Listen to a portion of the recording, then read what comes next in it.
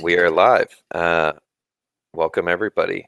Patriots Lament video podcast. This is political series episode 4. We're just using StreamYard for the first time here. It looks pretty cool so far. So episode 4, we wanted to start touching on immigration and tariffs, and not only immigration and tariffs as separate topics that are kind of trending in the news, but the way in which they're interconnected, because they're kind of the same thing. Did you want to, did you want to kick that off, Josh? Just talk about like what Wenzel's been talking about with Orange Man on the tariff side, and then some of the weird immigration and anti-immigration articles we've been seeing, even in libertarian circles. Well, on the tariff side, we're just seeing more. What you and I were talking about earlier was we're seeing this full circle in the seafood industry. So the Alaskan industry, which is a little close to home for us, has been getting kicked in the pants with pollock and a lot of the whitefish sales. Your pollock, cod, things like that. That China, the U.S. ships a lot of those goods to China, and then they freeze, package, and send back to America because they can do it pennies on the dollar from what the American side can do it for, even with the shipping. But the tariffs have made it cost prohibitive for the Chinese to be able to do that. So the Alaska economy is being killed by it. And we're just reading that the lobster industry on the other side of the world, well, to us, to me, 4,000 miles away, a little closer to you, I guess, is getting hit by the tariffs now. The Chinese can't afford to buy the lobster. So it's been cut by 2/3, 3/4 the sales to China for the lobster industry. So the East Coast is laying people off in droves, and the Chinese have just shifted to, when you look at some of the alt-right or Orange Man good Trump supporters, terrorist supporters are like, wow, we're finally teaching those Chinese what's what. We're kicking them in the butt. They're paying. The Chinese are simply buying them from the Canadian fishermen now. We're talking about a global market. We're not talking about just two countries where China can only buy from America and America, You're talking about just like in the real world, in the private industry. Dave, if one of your suppliers for your business goes out of business or is too expensive, you don't just go, well, shucky darns, I guess I'm done. You look out into the rest of the industry and you find 5 or 6 more options. It's the same thing with world trade, because we're not talking about some magical thing, trade. We're just talking about commodities, foods, stuff like that. And food does not only come from the U.S. Just like with the same things happened with lumber products. The same things happened with farming goods or farmed foods. Soybeans, one of the big ones that American farmers are getting killed by. And we're not punishing the Chinese. The Americans that sell these goods are losing their jobs. I mean, the one article we were talking about was specifically saying that they were laying off the people in the industry, with the lobster industry, because they can't sell it. I mean, if you lose 2/3 of your sales, what do? You got to get rid of people. It's just funny that Trump has been able to literally create a narrative to say that I'm getting those Chinese, we're making them pay. And they're not at all. The only people paying are his constituents, the American people. For one, they're losing jobs because they can't sell their goods to China. And two, it's the Americans that are paying for the tariffs for the higher prices that China has to charge to support the tariffs. So it's just it's mind-numbing to me that so many people are behind it or for it, backing him up. We've looked at so many comments in Wenzel's Target Liberty and Economic Policy Journal of, well, we're finally getting those rat Chinese commies. They've been screwing us for blah, blah, blah, for $500 billion, Trump says, that they've made off of us. What have they made off of us? I mean, did we just send them the only people that have actually made anything off of it is the government through the Federal Reserve selling them crap bonds that aren't worth anything to the tune of over $1 trillion. The rest of it, this $500 billion trade deficit Trump talks about, that's us wanting something from China that's made in China, and it's cheaper to get it from them, so we buy it from them. I mean, if your economy is able to buy more than another economy is, that means your economy is stronger than theirs. We're not giving them anything for free. Exchange, but it's not free. We want, they provide. We buy, they make money off of it. Big deal. We value what we get from them more than we value the dollar that we're spending. I mean, truly, the only real deficit is the Federal Reserve selling bonds for over $1 trillion to the Chinese that aren't worth anything. I mean, why would the federal government want to rustle that nest? I mean, they should be glad. Yeah. Well, ultimately, I'm sure they don't want to. No, it's pandering. It's all pandering. Right? Trump, his administration, and all that, they know that they're lying to us. It's bullcrap. But what they tell us, gets a big hurrah in USA at rallies and meetings. So that's what they go with, because that buys votes. The guy sitting there can't sell his crops and loses his farm. Oh, that Trumpy. Oh, man, he's doing it for us, though. Yay.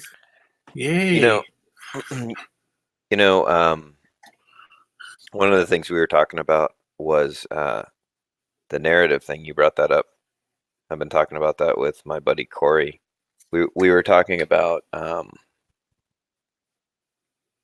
how there's different ways that people will deliberate an idea or discuss an idea with you. Like, let's say somebody wants to do something, they want to make a drastic change in their life, let's say, okay, and they come to you to talk about it. Some people will talk about the emotional impact of the change, or they'll talk about the change in lifestyle, and then some people will talk about the empirical facts, right? And so you could talk about this as like different types of stories. You have drama, you have romance, you have horror, you have tragedy, you have comedy, and then you have kind of this data-driven story, which is what science is. But it's another form of narrative. But Corey mentioned that it's a form of narrative that says it's not narrative, which is kind of funny. Like, built into its own story is the story that it's not a story. It's the truth or something like that. But anyway, one thing that libertarians are particularly bad at is realizing that people are embedded within a narrative, within a story. It's kind of the story of our life, and the story of our society, and like all these different levels on which it exists. And a lot of these economic analyses and the economic way of thinking, which is what like libertarians are prone to, I think misses the narrative and looks at, and not in necessarily a bad way, but like Henry Hazlitt's book, Economics is One Lesson. He talks about, here's a story that gets told. Here's why the story doesn't work out the way that it says it does, right? and he goes through tariffs. He goes through trade wars. He goes through war being good for the economy. He goes through all of these things. And he takes the story, he tells it, and then he takes it apart. But without that examination, I think stories are way more persuasive than information itself. And that's Yeah. something Orange Man is really good at. He's really good at making a story. Well, he talks in narratives. Everything he does is a story. He doesn't talk. I mean, he talks in a story and then says fact, fact, and challenges the listener to prove him wrong, and does it forcefully enough where the listener is afraid to be wrong. You know, there's a reason why he says everyone's saying it. Everyone's saying it. Everyone's saying this is the greatest. Everyone, all the economy, everyone's saying this is the best. Everyone says it. He's doing that so you won't challenge it. You'll feel small. You'll be like, oh, well, I don't want to be outside of everyone. I don't want to be that guy pushing against the wind. I guess if everyone says it's good, yeah, oh yeah, everyone says it's good. It must be good. And it's just crap. He is so full of crap. It just boggles my mind. And recently he said that he ordered with a big O, the big orange ordered with a big O, American companies to cease to do business with China. And everyone's like, oh, whatever, Trumpy. You don't have the authority. You're this and that. Everyone kind of laughed it off. Oh, he's going crazy again. And then right after that, he says, oh, yeah, you people think I don't have the authority. And he brings up some Emergency Powers Act that were used during the Civil War, and then either World War I or World War II. He could do it and get away with it. It's not out of the realm. I mean, he's the president of the United States. Congress has never. When's the last time Congress has challenged the president? Ever. They don't do that. I mean, since the 1860s, that's unheard of. So that was a real threat. He wasn't just, drinking a little wine one night and decided to throw that up on Twitter. He meant it because he had the backup for it. Oh, you don't think I can? Oh, yes, I can. I have the constitutional authority, which, yeah, he doesn't. But it doesn't matter what the Constitution says if no one's willing to back it up, protect it, whatever you want to call it. The Constitution doesn't do jack. Hasn't been doing jack for 180 years. So, if it ever has. Right. That's a different show on its own. Yeah. A good one too. Oh, that'd be a really good one. The last president who was really bad at narrative was my favorite president of the 20th century, Jimmy Carter. Oh, he was. You know what? You're right. He is mine too. Right up there. Oh yeah, in the 20th century for sure. Way up there. I mean, he absolutely nothing done. He got nothing done. A bunch of stuff got cut or just ran out. A bunch of programs just ran out under him and didn't get renewed. And he told everybody, you're going to have to learn how to do more with less. And it just totally bombed his presidency. And he was the last guy who made the mistake of being honest. Because Reagan sure wasn't. That poor guy. Yeah, but I mean, he was kind of a baller. Like he didn't care. He didn't care that it wasn't going to work for a re-election. Yep. And then what does Reagan do? Reagan comes in, renews or starts a bunch of new programs, runs the deficit way up, jacks taxes through the roof, and tells everybody a new day is dawning in America. The hangover will come later. I mean, it's pretty sweet. And what's he celebrated for? The guy that deregulated America and lowered taxes. No evidence to And he did support the that. exact opposite. That's right. No, but That's right. his story was that, and that's all That's people right. care about. Yep. Yep. So good. It's pretty good. Yeah. If you think Jimmy Carter was the best president, if you think Jimmy Carter is the best president of the 20th century, give a comment below and give a thumbs up. We'll get at least 3.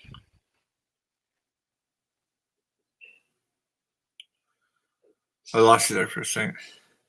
Oh yeah, I was just saying to the listeners, if they agree that Carter is definitely the best president of the 20th century, leave a comment below saying heck yeah he was, and give a thumbs up for him.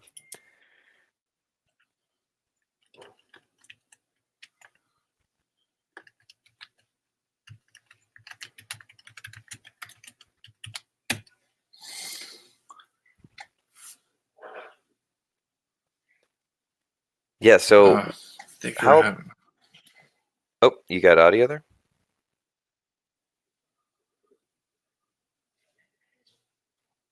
I lost your audio there for a minute.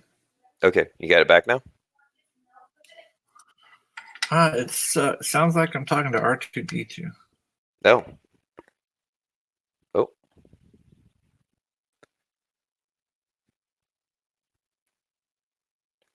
We will get Josh back in a moment here.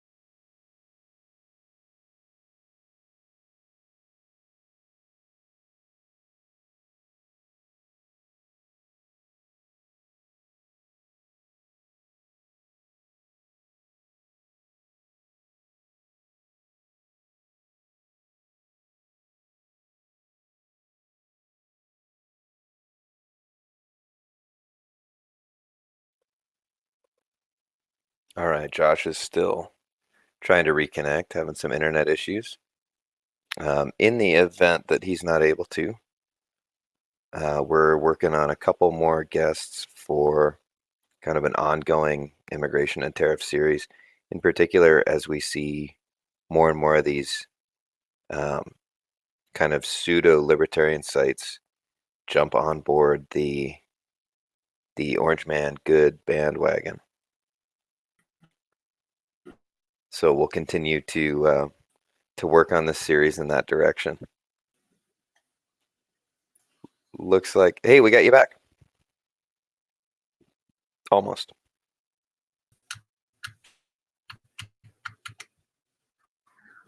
You there now? Yeah. Cool. Can you hear me? Um, Still intermittent, Oh. but yeah, it's okay. But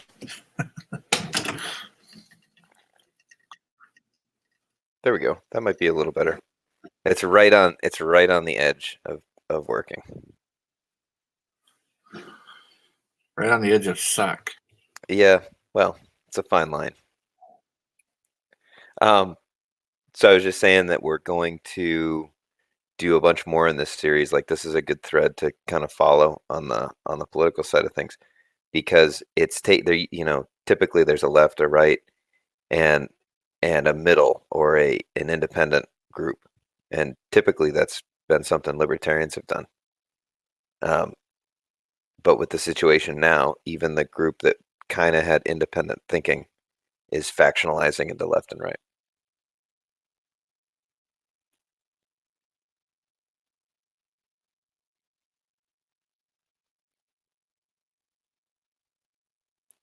Looks like Josh has dropped again. So we'll call it there. We'll work on the bandwidth issues on the other end. And we will catch you guys next week for a continuation of this series. Oh, let me add you in. Hey, Josh, I'm just wrapping up and saying bye to everybody till Yeah, we get our bandwidth issues started. this stinks. Yeah, Oh, well, well. it's almost perfect. It just isn't perfect yet. Exactly. Well, hopefully we'll have one on. Because this we were talking about just doing this for a short brief, just kind of bring it up and then have one on to give us a real show on it, right? Yep, exactly. This is kind of the lead in for that. Yeah. Yeah, so sometime in the next All right. week or two, hopefully we'll have Robert Wenzel on for kind of this topic and some others, and then hopefully a bunch of other guests on this theme. Yeah. Yep. Very cool. Well, We thanks shall see. thanks everybody for listening in on our abbreviated and slightly technically bumpy episode here. See ya. Yeah, catch you guys later.